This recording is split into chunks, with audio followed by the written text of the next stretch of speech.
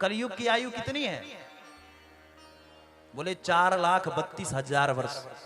इसलिए नया साल जब आवे ना, तो नया साल में हमको पंचांग सुनना चाहिए। ज्योतिषियों को बुला करके, विद्वान ब्राह्मणों को, और पंचांग सुनो तो समझ में आएगा दुनिया की लेखा जोखा। लेकिन भैया आजकल तो हम अपना नया साल ही भूल गए। अब हमारा नया साल क्या हुआ है? आ गई 1 जनवरी, और इसी 1 जनवरी को हम नया साल मनाने लगते हैं। अरे अंग्रेज के औलादों, समझने की आवश्यकता है। ये 1 जनवरी हमारा नया साल है जी।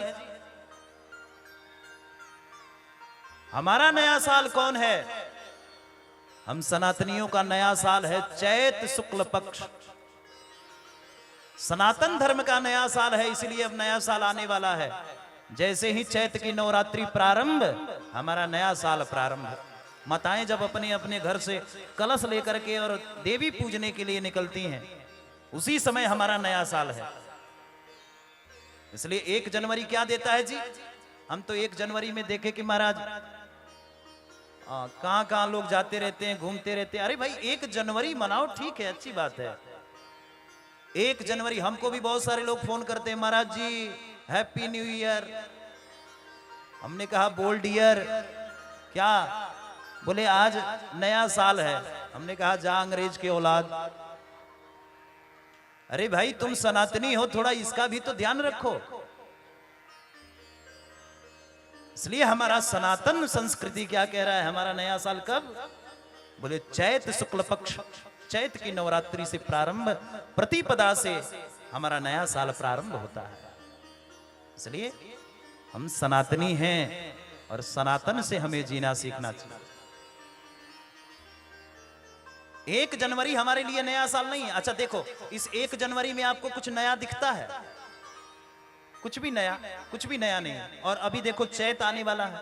अभी जितने भी प्राकृतिक सौंदर्य के पीछे आप जाओगे, जितने पुराने पुराने पल्लव हैं, पेड़ पल्लव हैं, वो सब अपने अपने पुराने पुराने पत्तों को छोड़ करके नए नए पल्लवों के साथ में पेड़ पौधे भी, चारों तरफ प्राकृतिक हरा भरा है। अभी जाना खेत खलियान सब देखना, प्राकृतिक चारों तरफ से अपना सौंदर्य बना करके खुशहाल दृष्टि से चारों तरफ से हरा हरियाली है। अच्छा सरकार का लेखा जोखा देख लो आप। सरकारी लेखा जोखा कब तक होता है जी? मार्च के अंतिम महीने तक। तो सरकार भी महाराज ये मार्च के अंतिम महीने तक, ये सरकारी आंकड़ा भी है, सरकारी लेखा जोखा भी है। और उसके बाद हमारा नया साल फिर प्रारंभ होता है। 1 जनवरी नहीं, चैत शुक्ल पक्ष। इसलिए कलयुग की आयु 4,32,000 वर्ष, इससे ठीक 2 गुना आयु है द्वापर की, 8,64,000 वर्ष। ठीक 3 गुना आयु है द्वापर की, ठीक 2 गुना द्वापर की, 3 गुना त्रेता की, और 4 गुना सतयुग का। चारों युगों का आयु मिला करके कितना हो गया जी? 23,20,000 वर्ष। चारों युगों का आयु मिला करके हो गया 23,20,000 वर्ष। तो इन चारों युगों में हम सब क्या कर रहे हैं?